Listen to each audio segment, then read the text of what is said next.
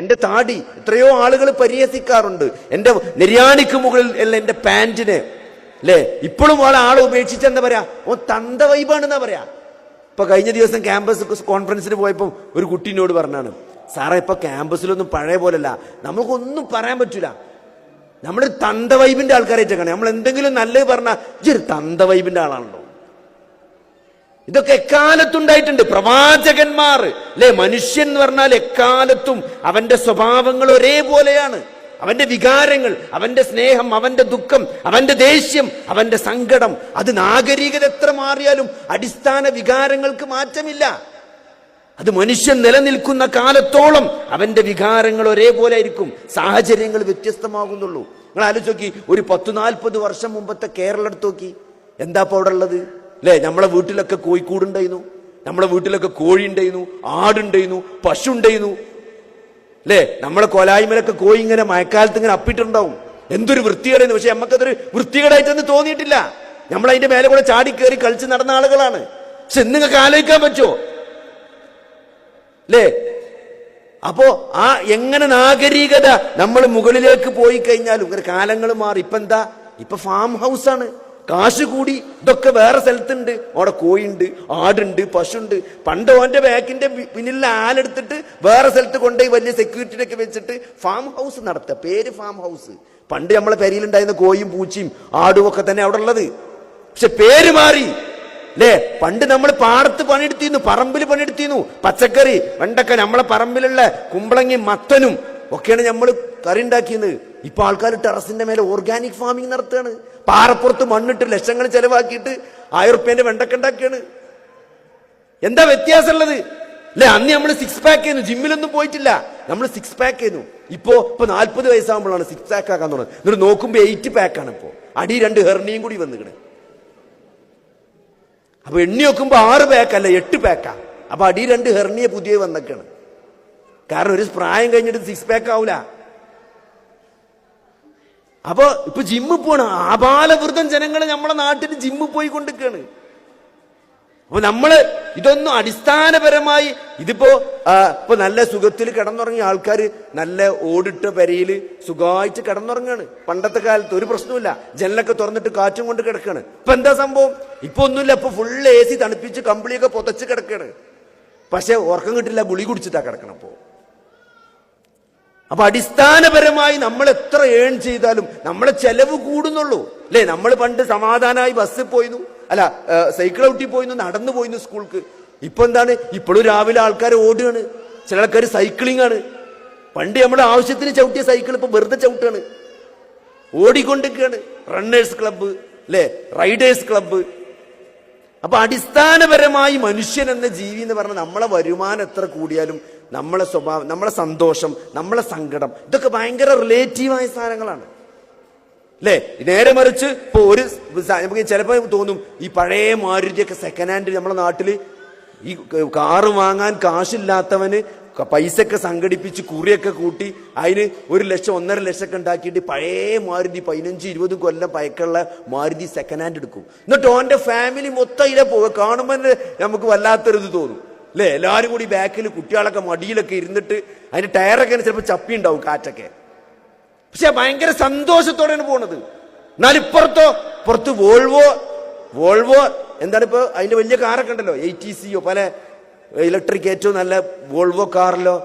അവിടെ സന്തോഷമല്ല. അവിടെ എന്താണ്, അവിടെ മക്കള് എന്താണ് പ്രോപ്പർട്ടി ഡിസ്പ്യൂട്ട് കാരണം മകൻ തെറ്റി നിൽക്കുകയാണ്. എക്സ്ട്രാ മാരിറ്റൽ റിലേഷൻഷിപ്പ് കാരണം ഭാര്യനെ സംശയമാണ്. സന്തോഷമില്ലാതെയാണ് ഈ വോൾവോയിൽ പോണത്. മറ്റോ സെക്കൻഡ് ഹാൻഡ് മാരുതി വാങ്ങി അടിച്ചു പൊളിച്ച് സന്തോഷത്തിൽ പോവാണ്. ഇപ്പൊ സഹോദരങ്ങളെ, നമ്മൾ ജീവിതത്തിന്റെ വിജയമായി കാണുന്നത് ആത്യന്തികമായി നമുക്ക് സന്തോഷം നൽകണമെന്നില്ല. അപ്പൊ സന്തോഷം എന്താണ്? എന്തുകൊണ്ടാണ് ഒരു വിശ്വാസി, ഒരു മനുഷ്യൻ എങ്ങനെയാണ് സന്തോഷിക്കുക? അത് തികച്ചും മാനസികമായ സാധനമാണ് അല്ലെ? ഹയാത്തൻ ത്വയ്യിബത്തൻ നൽകുമെന്ന് അള്ളാഹു പറയുന്നുണ്ട് അല്ലെ? അള്ളാഹുവിനെ ആരാധിക്കുന്ന ആളുകൾക്ക്, അള്ളാഹുവിനെ ആരാധിക്കുകയും അവൻ വിശ്വസിക്കുകയും സൽക്കർമ്മം ചെയ്യുകയും ചെയ്യുന്ന ആളുകൾക്ക് അള്ളാഹു പ്രതിഫലമായിട്ട് ഹയാത്തൻ ത്വയ്യിബത്തൻ, ഒരു നല്ല ജീവിതം നൽകുമെന്ന് പറയുന്നുണ്ട്. ഈ ഗാസയിൽ ബോംബിട്ട് ആ കുഞ്ഞുങ്ങൾ അനുഭവിക്കുന്ന നരകയാതനയുടെ ജീവിതമാണോ ഹയാത്തൻ ത്വയ്യിബത്തൻ? നമുക്ക് അങ്ങനെ തോന്നും എന്ത് ഹയാത്തുൻ ത്വയ്യിബത്താണ് നമുക്കവിടെ നോക്കിയാൽ കാണുക. പക്ഷേ അതിലൊരു ഹയാത്തുൻ ത്വയ്യിബത്ത് അത് നമ്മൾ അനുഭവിക്കുന്ന മാനസികമായ സന്തോഷമാണ്. ഗിനൻ നഫ്സ്, അല്ലേ?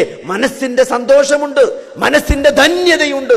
അലാ ബിദിക്രില്ലാഹി തത്മഇന്നൽ ഖുലൂബ്.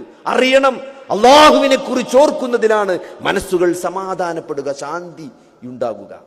അത് അള്ളാഹു പറഞ്ഞതാണ്. ഈ മനസ്സിനെ സംവിധാനിച്ച, ഈ മനസ്സിനെ നമുക്ക് നൽകിയ, ഈ മനസ്സിന്റെ പ്രവർത്തനങ്ങളെ അറിയുന്ന, അതിനെ സംവിധാനിച്ച, അതിന്റെ റബ്ബായ, അതിന്റെ നിയന്താവായ ആ അള്ളാഹുവിന്റെ നിർദ്ദേശമാണ്. അള്ളാഹു പഠിപ്പിച്ചതാണെന്ത്? അള്ളാഹുവിനെ അറിയുന്നതിലൂടെയും സ്മരിക്കുന്നതിലൂടെയുമാണ് മനുഷ്യ മനസ്സുകൾക്ക് സമാധാനം ഉണ്ടാകുക. ഇന്ന് ആളുകളൊക്കെ കൗൺസിലർമാരെടുത്ത് ഇപ്പൊ കഴിഞ്ഞൊരു ദിവസം പോലും 80 വയസ്സായ ഒരു മനുഷ്യൻ ആത്മഹത്യക്ക് ശ്രമിച്ചേക്ക. 80 വയസ്സ്. സത്യമാണ് ഞാൻ പറഞ്ഞ അത്ഭുതം. എൻ്റെ ജീവിതത്തിൽ കുറെ ആളുകളെ ഞാൻ ആത്മഹത്യക്ക് ശ്രമിക്കുന്ന ആളുകളെ കാണാറുണ്ട്. കാരണം എന്താ വെച്ചാൽ നമ്മൾ ഓർത്തോ ആയതുകൊണ്ട് ഈ കയ്യിന്റെ ഞരമ്പ് മുറിച്ചിട്ട് വരും ആൾക്കാർ രാത്രി മരിക്കാൻ വേണ്ടിയിട്ട്. പക്ഷെ അങ്ങനെ മരിക്കൊന്നുമില്ല. കയ്യിന്റെ ഞരമ്പ് പിടിച്ചാലൊന്നും അങ്ങനെ മരിച്ചു പോകാൻ ചാൻസ് കുറവ് അന്നത്തെ കാലത്ത്. പണ്ടൊക്കെയാണെങ്കിൽ മരിക്കും, ഇപ്പം മരിക്കൂല. കാരണം അത് ബ്ലഡ് വരും, ആൾക്കാർ വന്ന് ആശുപത്രിക്ക് എത്തിക്കുന്നതുകൊണ്ട് രക്ഷപ്പെടും. ഈ മനുഷ്യൻ 80 വയസ്സായി. ഈ മനുഷ്യന് അദ്ദേഹത്തിന് എവിടെ മുറിക്കണ്ടെന്ന് പോലും അറിയില്ല. എന്നിട്ട് കാലിന്റെ വിഷവള്ളിക്കുണ്ട് ഒരു 10-15 വട്ടം മുറിച്ചിങ്ങനെ, വല്ല മത്തിക്കൊക്കെ നമ്മൾ മുളക് പിടിക്കാൻ വേണ്ടിയിട്ട് ഇങ്ങനെ വരിയല്ലോ, അതേമാതിരി ഇങ്ങനെ ഇവിടെ ഇങ്ങനെ വരിഞ്ഞിട്ടൊക്കെ മൂപ്പര് ഞാൻ അവിടെ മുറിച്ചാൽ മരിച്ചു എന്നാണ്. എന്നിട്ട് അദ്ദേഹത്തോട് ചോദിച്ചു എന്താണ് ഇങ്ങനെ ചെയ്യാനുള്ള കാരണം ചോദിച്ചപ്പോൾ അദ്ദേഹം പറഞ്ഞെന്താ പറയുക, ഭാര്യ മരിച്ചുപോയി. അപ്പോ ആരുമില്ലപ്പോ, ഭയങ്കര പ്രയാസമാണ്, ഒറ്റപ്പെടലാണ്. മക്കളൊക്കെ ഉണ്ട്, പക്ഷെ എന്താ പറയുക, മക്കൾക്കൊക്കെ ഞാനൊരു ഭാരമായി എന്ന് മൂപ്പർക്ക് തോന്നുകയാണ്. അവരുടെ ഒരു സ്വസ്ഥതക്കൊക്കെ ഞാനൊരു പ്രയാസമായി എന്ന് തോന്നലുകൊണ്ട് ജീവിതം അവസാനിപ്പിക്കാൻ ശ്രമിക്കുകയാണ്. നിങ്ങൾ ആലോചിച്ച് നോക്കി, ജീവിതത്തെക്കുറിച്ച് ഒരു വ്യക്തമായ കാഴ്ചപ്പാട്, ഈ ജീവിതം എന്തിനു വേണ്ടി എന്ന് കൃത്യമായി നമ്മൾ മനസ്സിലാക്കിയിട്ടില്ലെങ്കിൽ സഹോദരങ്ങളെ, ഈ വൈബൊക്കെ അവസാനിക്കുന്ന ഒരു സമയം വരും. അന്ന് നമ്മൾ തളരും. തളരാൻ പാടില്ല. അതിനാണ് അള്ളാഹു പ്രവാചകന്മാരിലൂടെ ഈ ജീവിതം എന്തിനു വേണ്ടിയാണ് എന്ന്, ജീവിതത്തിന്റെ കൃത്യമായ ലക്ഷ്യം എന്താണ്, വലനബുലുവന്നകും ബിശൈഇൻ മിനൽ ഖൗഫി വൽ ജൂഇ വനഖ്സിൻ മിനൽ അംവാലി വൽ അൻഫുസി വസ്സമറാത്ത് വബശ്ശിരിസ് സ്വാബിരീൻ. അല്ലേ? അള്ളാഹു പരീക്ഷിക്കുക തന്നെ ചെയ്യും. വിശപ്പ് കൊണ്ടും ധനനഷ്ടം കൊണ്ടും പട്ടിണിയും ഭയം, അങ്ങനെ കുറെ കാര്യങ്ങൾ കൊണ്ട് അള്ളാഹു മനുഷ്യനെ പരീക്ഷിക്കും. അതാണ് ജീവിതം. വമാ ഖലഖ്തുൽ ജിന്ന വൽ ഇൻസ ഇല്ലാ ലിയഅ്ബുദൂൻ. അള്ളാഹുവിനെ മാത്രം ആരാധിക്കാൻ വേണ്ടിയിട്ടാണ് അള്ളാഹു ജിന്നിനെയും മനുഷ്യനെയും സംവിധാനിച്ചത്. അല്ലേ? അതേപോലെ സൂറത്തു മുൽക്കിൽ അല്ലദീ ഖലഖൽ മൗത വൽ ഹയാത ലിയബ്ലുവകും അയ്യുക്കും അഹ്സനു അമല. നിങ്ങളിൽ ആരാണ് ഏറ്റവും നന്നായി പ്രവർത്തിക്കുന്നവൻ എന്ന് പരീക്ഷിച്ചറിയാൻ വേണ്ടിയിട്ടാണ് അള്ളാഹു മരണത്തെയും ജീവിതത്തെയും സംവിധാനിച്ചത് എന്ന്. അപ്പൊ അതുകൊണ്ട് നമ്മൾ മരണത്തിന് ശേഷം ഉയർത്തെഴുന്നേൽപ്പിക്കപ്പെടും എന്നുള്ളത് ഒരു വലിയ യാഥാർത്ഥ്യമാണ്. എന്നിട്ട് അള്ളാഹു നമ്മളെ ചോദ്യം ചെയ്യും. ഈ ജീവിതം, അള്ളാഹു നൽകിയ ഓരോ അനുഗ്രഹത്തെക്കുറിച്ചും മനുഷ്യൻ ചോദ്യം ചെയ്യപ്പെടും. അപ്പോ ഈ അള്ളാഹു നൽകിയ ഈ ജീവിതത്തിൽ ആ ഒരു ലക്ഷ്യത്തോടു കൂടി നമ്മൾ ജീവിതത്തെ ക്രമപ്പെടുത്താൻ വേണ്ടിയിട്ടാണ് അള്ളാഹു നമ്മളെ ഭൂമിയിലേക്ക് അയച്ചത്. അപ്പൊ അതിന് അവിടെ ഒരു പരീക്ഷണം എന്ന നിലക്ക് അള്ളാഹു ഖൈറും ഷർറൊക്കെ നൽകിയിട്ട് കുല്ലു നഫ്സിൻ സായിഖത്തുൽ മൗത്ത് വനബ്ലൂക്കും ബിശ്ശർരി വൽ ഖൈർ ഫിത്ന വഇലൈനാ തുർജഊൻ. ഓരോ വ്യക്തിയും മരണം ആസ്വദിക്കുക തന്നെ ചെയ്യും.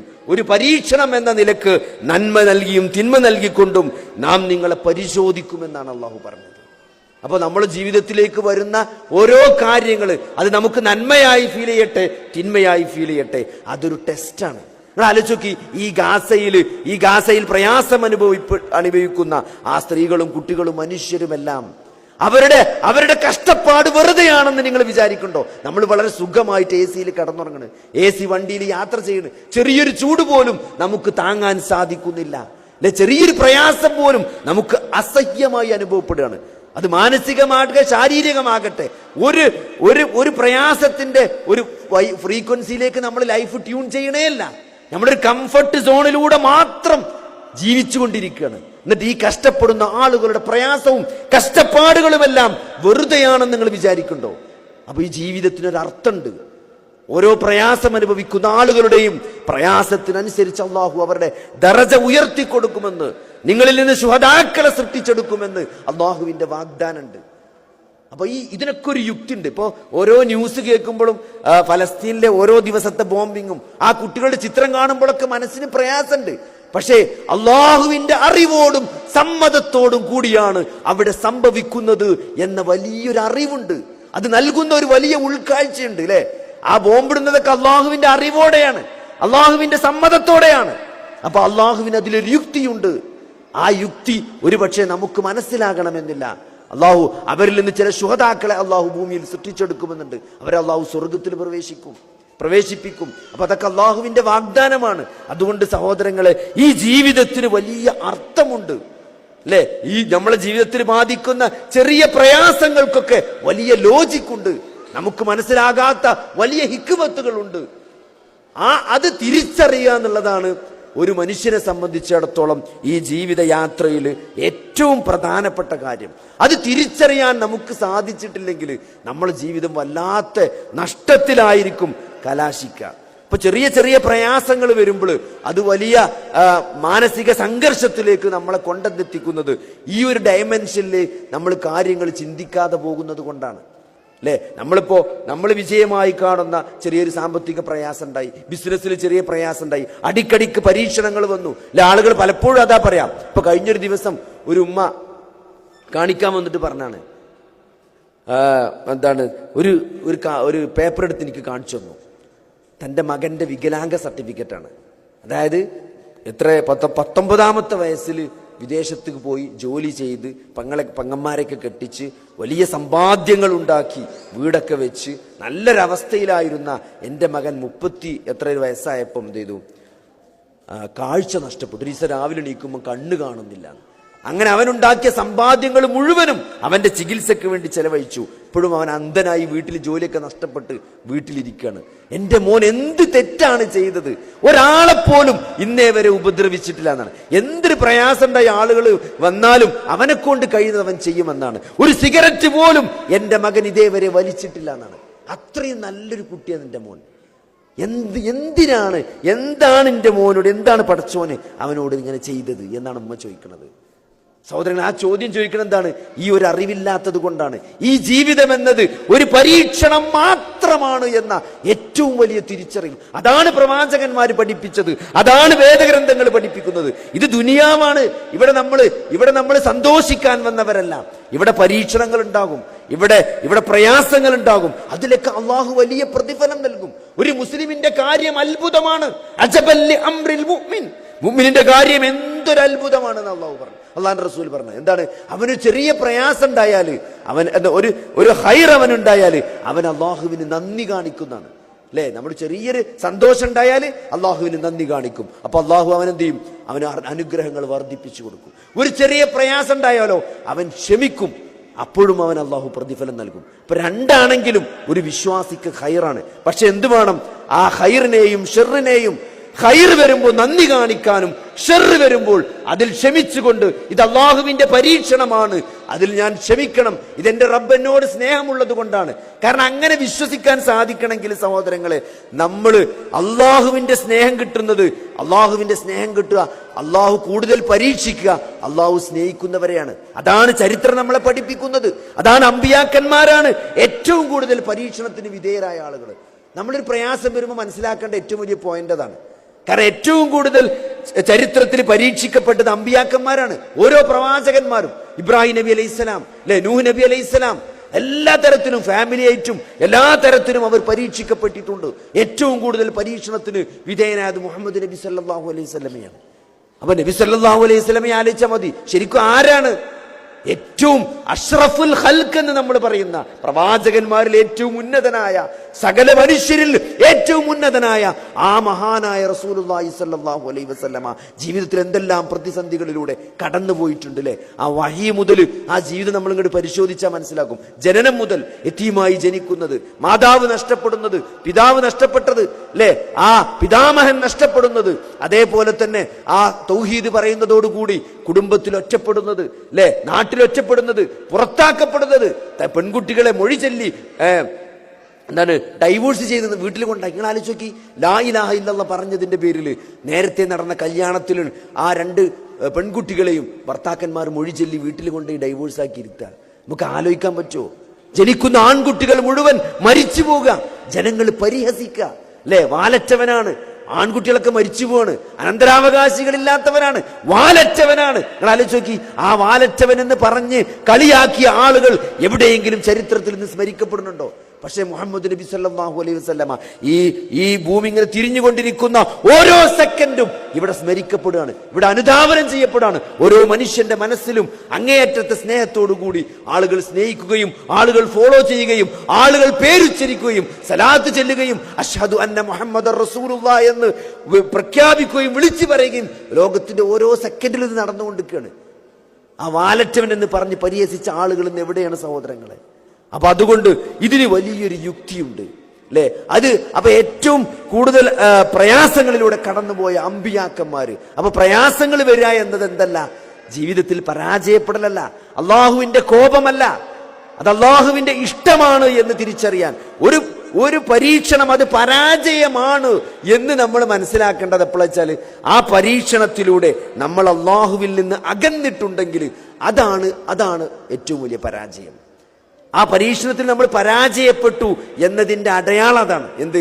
ആ പരീക്ഷണത്തിന് ശേഷം നമ്മൾ അള്ളാഹുമായിട്ടുള്ള ബന്ധം മോശമായിട്ടുണ്ടെങ്കിൽ, നമ്മൾ ഇബാദത്തുകളിൽ വീഴ്ച വരുത്തിയിട്ടുണ്ടെങ്കിൽ, നമ്മൾ അള്ളാഹുവുമായി അകന്നിട്ടുണ്ടെങ്കിൽ, അള്ളാഹുവിനെ പറ്റി മോശമായൊരു വിചാരത്തിലാണ് നമ്മൾ ചെന്നെത്തിയിരിക്കുന്നതെങ്കിൽ ആ പരീക്ഷണം ഒരു പരാജയമാണ് എന്ന് മനസ്സിലാക്കണം.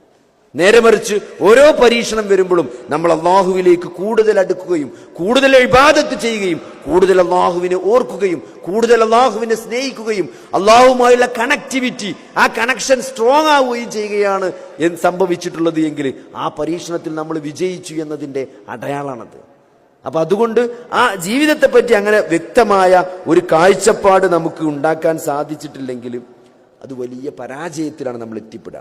അപ്പൊ ഇവിടെയൊക്കെ മെയിൻ റോൾ ഉള്ളത് നമ്മുടെ ആറ്റിറ്റ്യൂഡിനാണ്, നമ്മുടെ ഹൃദയത്തിനാണ്, നമ്മൾ കാര്യങ്ങൾ മനസ്സിലാക്കുന്നിടത്താണ്. അപ്പൊ അതുകൊണ്ട് ഈ ഓരോ കാര്യത്തെയും നമ്മൾ നോക്കിക്കാണുന്ന ആ ഡയമെൻഷൻ, ആ ആറ്റിറ്റ്യൂഡ് അത് മാറണമെങ്കിൽ സഹോദരങ്ങളെ നമുക്ക് ഇങ്ങനത്തെ ചില ഉൾക്കാഴ്ചകൾ വേണം, കാഴ്ചപ്പാടുകൾ വേണം, അല്ലേ?